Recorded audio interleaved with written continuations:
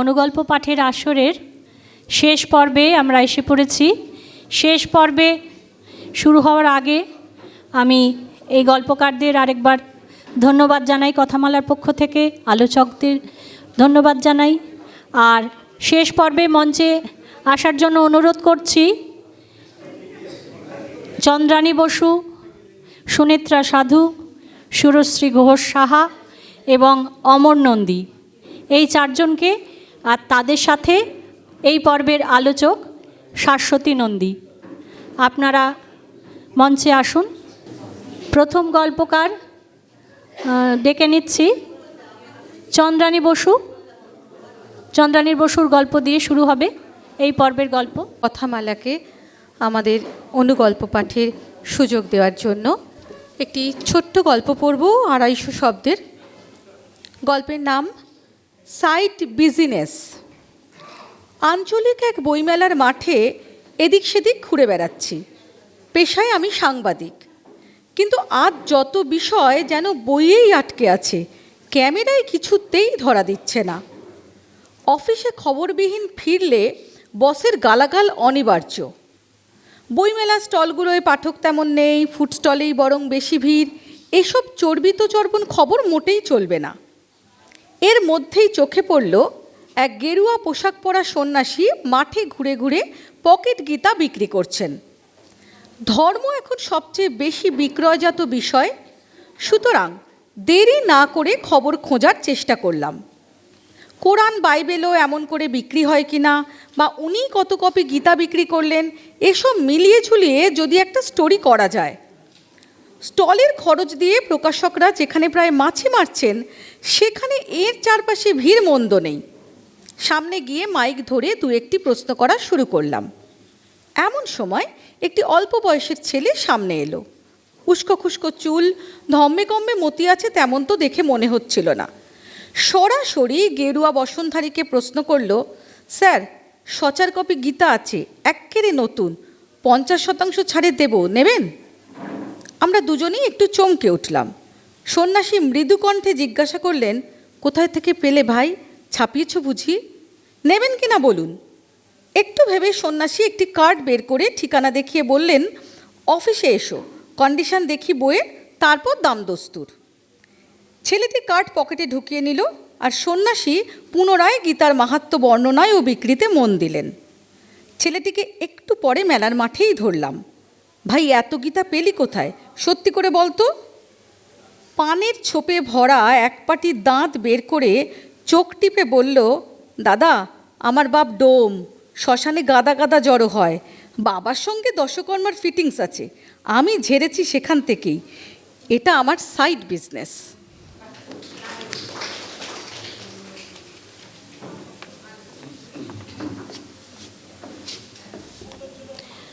পরবর্তী গল্পকারকে ডেকে নিচ্ছি।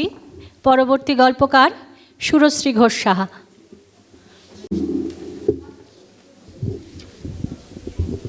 নমস্কার। আমার গল্পের নাম স্বাধীনতা। আমাদের একসঙ্গে থাকাটা এবার কিন্তু কঠিন হয়ে উঠছে মনীষ। কত সহ্য করব, কত সহ্য করা যায়? কথাগুলো বলতে বলতে দরজার দিকে চোখ রাখে সোনালি। তাদের 7 বছরের ছেলেটা খেলছে পাশের ঘরে। ওর কানে যেন কোনো কথা না যায়। তুমি সহ্য করছো আমাকে? বাবা শোনো, আমি তোমাকে এত স্বাধীনতা দিয়েছি বলেই আজ এত ফরফরানি হয়েছে। কি, তুমি স্বাধীনতা দিয়েছো? দিইনি? তাই তো, স্বাধীনতা তো পুরুষের একার সম্পত্তি। পুরুষের ইচ্ছা হলে নারীকে স্বাধীনতা দেবে, ইচ্ছে না হলে দেবে না। তুমি মহান পুরুষ, তাই দিয়েছ, আর আমি ধন্য হয়েছি তা পেয়ে। তা তোমার দেওয়া স্বাধীনতা পেয়ে কি কি করেছি গো এই জীবনে? বারবার বলছি, ঘোরানো পেঁচানো কথা বলো না, বেশি বার বেরো না। বলোই না আমার কোন স্বাধীনতাটা তোমার চোখে জ্বালা ধরাচ্ছে। এই যে হাত কাটা ব্লাউজ পরে দাঁড়িয়ে রয়েছো সামনে। আমার মা বাবার সঙ্গে এক সংসারে থাকলে এসব চলতো? আমি বলে কিছু বলি না তোমায়। তারপর এত ঘন ঘন পার্লারে যাও, কতগুলো টাকা ধ্বংস করে চুল স্ট্রেট আরও কী সব করে এলে। এগুলো পারে সবাই করতে? ছেলে বন্ধুদের সঙ্গে মেলামেশার কথা তো ছেড়েই দিলাম। বোবা চোখে তাকিয়ে থাকে সোনালি। মুনিশ তখনও বলে চলে, আমার দোষ ত্রুটি ধরতে এসো না, তোমার দোষের কথা একবার বলতে শুরু করলে আর শেষ হবে না। সোনালি মূর্তি হয়ে ওঠে, কথা আসে না মুখে। শুকনো পাতা যেভাবে নিঃশব্দে ঝরে পড়ে মাটিতে, সেইভাবেই বুকের মধ্যে ফোঁটা ফোঁটা রক্তক্ষরণ চলে। টনটন করে ভিতরটা। পাশের ঘর থেকে পোষা বিড়াল মিনির চিৎকার ভেসে আসে। দৌড়ে যায় সেই ঘরে, দেখে মিনির লেজটা টেনে চেপে ধরে রেখেছে সোনাই, নড়তে দিচ্ছে না এতটুকু। কি করছিস সোনাই? মিনিকে চেপে ধরেছিস কেন ওভাবে? লেজটা ছাড়, লাগছে তোর, ব্যথা পাচ্ছে তো? না, ছাড়বো না, মিনিটা খুব দুষ্টু হয়েছে। যত নিষেধ করছি লেজ নাড়বি না, ততই লেজটা নেড়ে চলেছে। নমস্কার।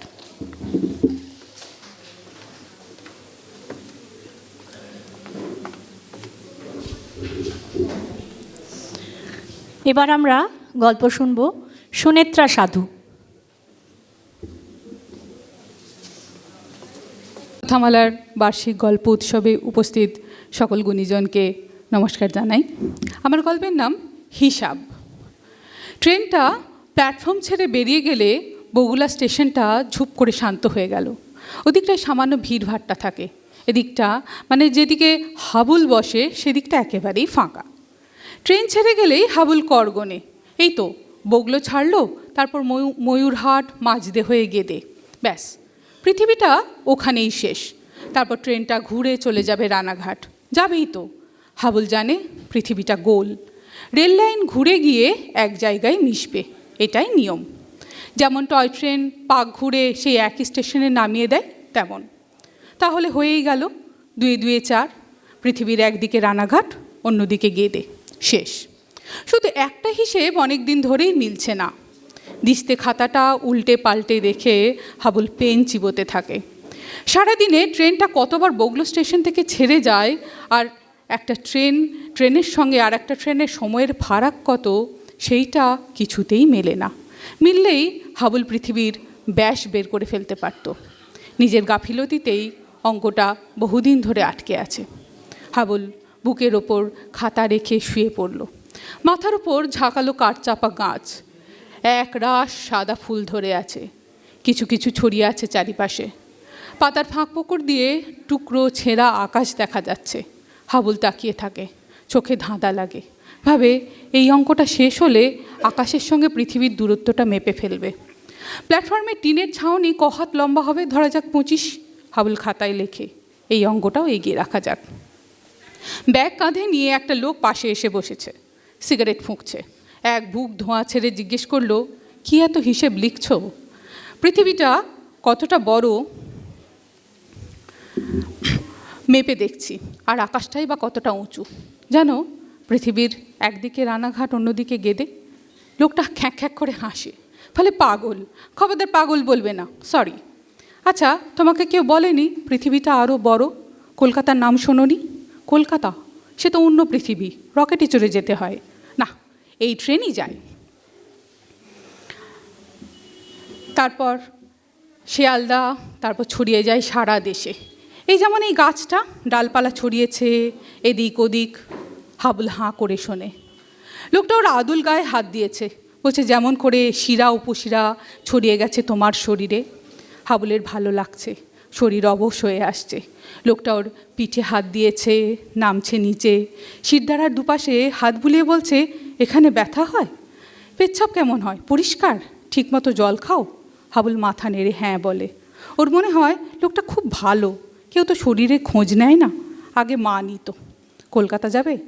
যাব, কিন্তু কলকাতা গেলে একটা খাতা লাগবে, হিসেবটা আবার নতুন করে কষতে হবে তো। লোকটা হাসে, সরে গিয়ে ফোন করে, মুরগি পেয়েছি, ডাক্তারকে বলে দে, 50,000-এর 1 পয়সা কম নেব না, বলে দিলাম। লোকটা ফিরে এসে হাবুলকে প্রায় নতুন একটা জামা পরতে দেয়, গায়ে সেন্ট ছড়িয়ে দিয়ে বলে, শিয়ালদায় নেমে মাংস ভাত খাওয়াবো, তারপর নতুন খাতা কিনে দেব। হাবুল ঢোক গেলে, কতকাল সে মাংস খায়নি।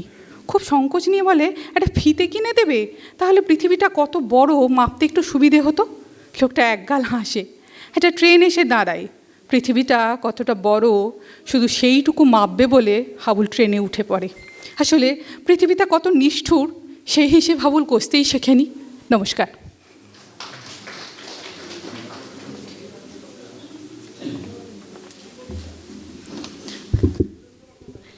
এই পর্বের শেষ গল্পকার অমর নন্দী। নমস্কার। প্রথমেই কথামালাকে আমার কৃতজ্ঞতা। এই কথামালার মঞ্চে আমাকে গল্প পড়ার আমন্ত্রণ জানানো। আমার আজকের গল্প সুখনিদ্রা। এলাহাবাদ থেকে যোগাগুরু কলকাতায় এসেছেন 3 দিনের আর্ট অফ লাইফের একটি ওয়ার্কশপে। মধ্য 50-এর নিলয় বসু রেজিস্ট্রেশন করিয়েছেন। মা ও ছেলের সংসারে হঠাৎ মাতৃবিয়োগে মাস 6 ধরে মনটা বড়ই অস্থির নিলয়ের। স্ট্রেস হরমোন কর্টিসলের মাত্রা ছাড়িয়েছে রক্তে। প্রায় বিনিদ্র রাত কাটে, বিদঘুটে স্বপ্নেরা ভিড় করে। পুরনো বাড়ির ধারে মরা নদীর চর, সাদা কালো পোষা বিড়ালের দেহ ভেসে যাচ্ছে জলে। অজানা বয় ছুটতে ছুটতে গলা শুকিয়ে কাঠ। অফিস কলিগ বিতান্দা সব শুনে আর্ট অফ লাইফের সন্ধান দিল। নিলয় নির্দিষ্ট দিনে নির্দিষ্ট সময়ের আগেই পৌঁছে গেল সেন্টারে। বেশ কিছু বিভিন্ন বয়সের মহিলা পুরুষ হাজির ইতিমধ্যে। সন্ধ্যা ঠিক 6টায় সৌম্যকান্ত গুরুজি কপালে তিলক, সাদা ধুতি আর সাদা উত্তরীয় পরে হাজির, সাথে এক মহিলা। গুরুজি প্রথমে আমাদের আপাত স্থূল দেহের সাথে মন ও আত্মার সূক্ষ্ম যোগের বিষয়ে সংক্ষিপ্ত বক্তব্য রাখলেন। দ্বিতীয় পর্বে ওই মহিলা মানে ইনস্ট্রাক্টর মিস মেনন প্রাণায়াম, উজ্জয়িনী, ভর্তিকা ও শেষে মেডিটেশনের নিয়ম এক এক করে বুঝিয়ে দিলেন। ঘর এখন প্রায় অন্ধকার। একসাথে 50 মানুষের শ্বাস প্রশ্বাসের গভীর শব্দ। শেষে শরীরটা শিথিল করে চিন্তাশূন্য হয়ে মিনিট 10 মেডিটেশন। সেশনের পর ইনস্ট্রাক্টর বাড়িতে প্রতিদিন সকালে মিনিট 40 প্র্যাকটিসের নিদান দিলেন। 2, আজ ওয়ার্কশপের শেষ দিন। এই 2 দিন নিলয়ের সাথে অনেকেরই অল্প বিস্তর আলাপ হয়েছে। বিভিন্ন জন বিভিন্ন শারীরিক এবং মানসিক সমস্যা নিয়ে এসেছেন। মিস মেনন শেষ দিনে মেডিটেশনের পর একটি নতুন সেশন নিলেন। সবাইকে জোড়ায় জোড়ায় বসে যতক্ষণ সম্ভব সামনাসামনি ব্যক্তিটির দিকে দৃষ্টি না ফেলে তাকে নিয়ে একাত্ম হয়ে ভাবতে বললেন। নিলয়ের সামনে বসেছেন 70 এক বৃদ্ধা। নিলয় অপলকে চেয়ে আছেন বৃদ্ধার চোখের দিকে, বৃদ্ধাও তার দিকে। ধীরে ধীরে বৃদ্ধার মুখের আদলটা কেমন বদলে যাচ্ছে, ঠিক মায়ের মতো। খেতে দিয়ে মা পাশে বসে আছেন। নীলু, আর একটু ভাত দিই। মায়ের চোখে অশ্রুধারা, নিলয়ের চোখেও। গাল বেয়ে গড়িয়ে পড়ছে, তবুও কেমন গভীর প্রশান্তি দেহ মনে। ঘুমে আচ্ছন্ন হয়ে আসছে চোখ দুটো। এভাবে কতক্ষণ কেটে গেছে জানে না নিলয়। হলের সব আলো জ্বলে যাচ্ছে আবার। মিস মেনন এবার একটা করে সাদা কাগজ দিয়ে সবাইকে বললেন, পরস্পরের পার্টনার সম্পর্কে তার অনুভূতি লিখে আমায় জমা দিন। ও একটা লাইনে লিখল, তোমায় দেখে আমার মায়ের কথা মনে পড়ছে। নিলয় অধীর আগ্রহে অপেক্ষা করছে ওই বৃদ্ধা কী লেখেন ওর বিষয়ে। একটু পর মিস মেনন কাগজগুলো ফেরত দেওয়ার পর দেখল বৃদ্ধা কাঁপা কাঁপা হরফে লিখেছেন, তুমি আমার ছেলের মতন। আশ্চর্য এক সমাপতন। 3, আজ ঘুম ভাঙার পর নিলয় বিছানায় শুয়ে শুয়ে শুনতে পাচ্ছে পাশের বাড়ির FM থেকে ভেসে আসছে অনুপ ঘোষালের গলায় নজরুল গীতি, তোমার মহাবিশ্বে কিছু হারায় না তো কভু। অনেক দিন বাদে কাল ঘুমটা বেশ ভালো হয়েছে। না, রাতে কোনো দুঃস্বপ্ন দেখেনি নিলয়। নমস্কার।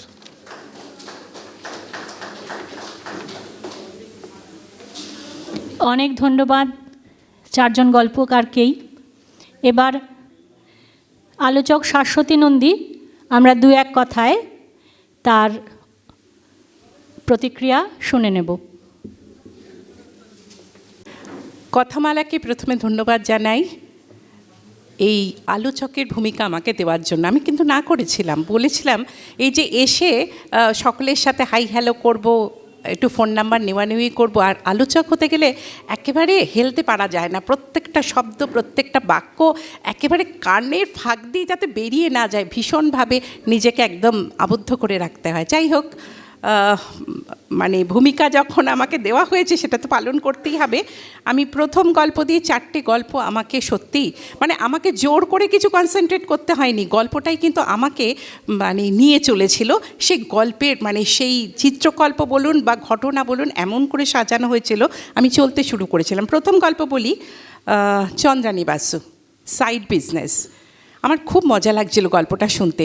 এই যে সদ্য বইমেলা শেষ হলো তো, আর আমি রোজ যেতাম বইমেলায়, আমার অফিসটা একেবারে উল্টো দিকে, মানে মাঠের উল্টো দিকে। আমি নানা মানে অদ্ভুত অদ্ভুত জিনিস সব মানে আহরণ করে নিয়ে আসতাম। এই যে চন্দ্রানী যে গল্পটার মধ্যে বলল, এত রম্যভাবে শুরু করেছে। ওই যে একজন সন্ন্যাসী, সে যখন তার একটা মানে সমস্ত পবিত্র গীতা এগুলো যখন সে সেল করতে চাইছে, তখন তার ওপর দিয়ে একজন বলছে অনেক 50% ডিসকাউন্টে সে অনেক গীতা জোগাড় করেছে, এবং কোত্থেকে না ওই শ্মশান ঘাট থেকে। দারুণ সুন্দর। এই ক্ষেত্রে একটা ছোট্ট কথা বলি, যে আমি যখন মেলার মাঠে একদিন, ওই যে বললাম আমি চারিদিকে আমার চোখটা ঘোরে শুধু বইয়ের দিকে না, মানুষজনের দিকেও। আমি দেখেছিলাম ওখানে আমরা যত না বই মেলাতে, যত না বইয়ের আকর্ষণে যাই, সেখানে কিন্তু আমরা দেখি এবার যার বই বেরিয়েছে, এটা আমার নিজেকেও আমি ইনক্লুড করছি, আমরা যেন এখানে এখন একটা বিক্রেতার রোলটাও, আমার বই এখান থেকে বেরিয়েছে সেই প্রচারটাও কিন্তু আমাদের মধ্যে ভীষণভাবে চলে। তো সেই সময় আমি দেখছি একজন আইসক্রিমওয়ালা আর একজন ওই পাকোড়াওয়ালা দাঁড়িয়ে আছে। আইসক্রিমওয়ালার হাতে একটা মানে একটা ঠোঙা, সেখানে সে পাকোড়া খাচ্ছে, আর পাকোড়াওয়ালা একটা আইসক্রিম খাচ্ছে। আমার তখন মনে হলো, দেখে দারুণ মজা লেগেছে, এটা পারস্পরিক একটা আন্ডারস্ট্যান্ডিং, তোমারটা আমি ব্যবসাটা দেখছি। সুতরাং কে যে মেলার মাঠে যে কিভাবে কোন মানে মানে খুব সুন্দর এই ছোট গল্পের মধ্যে কিন্তু একটা সত্যিকারের একটা চিত্রায়ন কিন্তু চন্দ্রানী। আর তার থেকেও বড় কথা, ছোট সংখ্যার মধ্যে একটা গল্পকে আঁকা, সেখানে যদি একটা স্টানিং বিগিনিং অ্যান্ড এন্ডিং না থাকে, সেটা ধরে রাখা যায় না বা কিছু বলা যায় না। আমার খুব ভালো লেগেছে। দ্বিতীয়টায় চলে আসি। দ্বিতীয়টা হচ্ছে কী নাম, ষোড়শী ঘোষ, স্বাধীনতা। এটা ভীষণ চেনা গল্প। হাজব্যান্ড ওয়াইফের মধ্যে কথোপকথন, ডায়লগ দিয়ে শুরু হয়েছে। ভীষণ চেনা চেনা লাগছিল আমার, যে মানে কাটাছেঁড়া হচ্ছে, মানে খুব চেনা চেনা আমাদের গল্প। তা যাই হোক, এবার সবচেয়ে যে প্রতীকী বলে যে শিশু পাশের ঘর থেকে ওই বেড়ালের লেজটাকে মুচড়ে দিচ্ছে, তার ভেতরের রাগের বহিঃপ্রকাশ। বাবা মা যখন, সবচেয়ে এটা আমরা বুঝি না, বাবা মায়ের মধ্যে যখন কাঁদা ছোড়াছুড়ি হয় বা যখন একটা হট অল্টারকেশনে তারা জড়িত, তখন কিন্তু পাশের ছোট যে প্রাণটা, তার মধ্যে যে দাপাদাপি যে যন্ত্রণাটা কিভাবে হয়, সেটাকে কিভাবে বাস্ট আউট করে, সেটা কিন্তু প্রতীকীভাবে দেখিয়েছে। চমৎকার, ভালো লেগেছে আমার। তৃতীয় সুনেত্রা সাধু, সেখানেও কিন্তু যে হিসেব গল্পটা, এখানে আমার 4টে কোনো কম্প্যারিজনে আসছে না, 4টেকেই আমার ভীষণ ভালো লেগেছে। সুনেত্রা একটা ছোট ছেলেকে এঁকেছে যে খালি ফিতে দিয়ে খালি পৃথিবীর দূরত্ব মাপত। এইখানেও একটা ছোট্ট কথা বলি, এই রকম আমি শুনেছিলাম, একটি বাচ্চাকে জিজ্ঞাসা করছে, মা জিজ্ঞাসা করছে, তুই কাকে বেশি ভালোবাসিস রে, মা আমাকে না তোর বাবাকে? বাচ্চাটি বলল, না বাবাকে, কারণ বাবা আমাকে বলেছে আমাকে সমুদ্রের মতো ভালোবাসে। তুমি তো সব সময় বলে এই এতটা, মানে বাচ্চাটার কাছে ভালোবাসার পরিমাপটা হচ্ছে এই দুটো হাতের মাঝখানে যে অংশটুকু। তাদের কখন যে কোনটা নিয়ে তাদের ভেতরে একটা হিসেব চলে, ছেলেটির ওই হিসেবটা ভাবছে মা ছোট্ট করে দুটো হাতের মাঝখানের অংশটুকু, ওইটাই মায়ের ভালোবাসার পরিধি। আর বাবা একেবারে সমুদ্রের মতো, যে সীমাহীন। তো সুতরাং বাবা বেশি ভালোবাসে, আমি বাবার দিকেই যাব। তা এই সুনেত্রার গল্পের মধ্যে খুব ভালো হয়েছে যে নিষ্ঠুর লোকটি তাকে জামা কিনে দিচ্ছে, মাংস খাওয়ার প্রলোভন দেখাচ্ছে, কিডনির পরীক্ষা, তোর এখানে ব্যথা হয়, তোর এখানে ইউরিন ঠিক হয়, আসলে হয়তো ওকে একটা কিডনি পাচারকারী চক্রের সাথে নিয়ে যাচ্ছে, কিন্তু তাতে ওর কোনো ভ্রুক্ষেপ নেই। ও একটা ফিতে চেয়েছে, সেই ফিতে দিয়ে যাতে ও মাপতে পারে। চমৎকার, একটা খুব মানে মনে দাগ কেটে যায়। আর শেষ গল্পটি অমর নন্দী, তার গল্পটি সত্যি চোখে আসার মতো। আমার অমরবাবুর গল্প আমি আগেও শুনেছি, বারবার তার গল্পে মাকে হারিয়ে ফেলার পরে এটা চলে, এটা বোধহয় আমাদের সকলেরই একটা পিরিয়ড চলে যে মা বাবাকে হারিয়ে যাওয়ার পরে যে কোনো কিছুর মধ্যে আমরা তাদেরকে আবার খুঁজে খুঁজে আসতে চাই। হয়তো আগে অনেক আমরা মায়ের মুখে কথা বলেছি, মুখের ওপর জবাব দিয়েছি বাবার সাথে, কিন্তু হারিয়ে যাওয়ার পরেই না সেগুলোকে খুঁজতে হয়।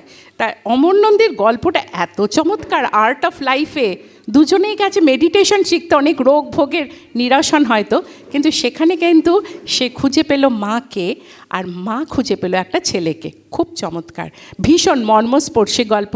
সুতরাং 4টে গল্পর মানে কোনোটার সাথে কোনোটার তুলনে 4টে ডাইমেনশনে অপূর্ব গল্প আমি শুনলাম। জানি না আমার আলোচনা কতটুকু মনোগ্রাহী হয়েছে, কিন্তু আমার যেটুকু বলার, আমার মনের ভেতরে যেটুকু ছিল, আমি সহজভাবে সেটাই প্রকাশ করেছি। নমস্কার। ধন্যবাদ সব গল্পকারদের, ধন্যবাদ আলোচকদের।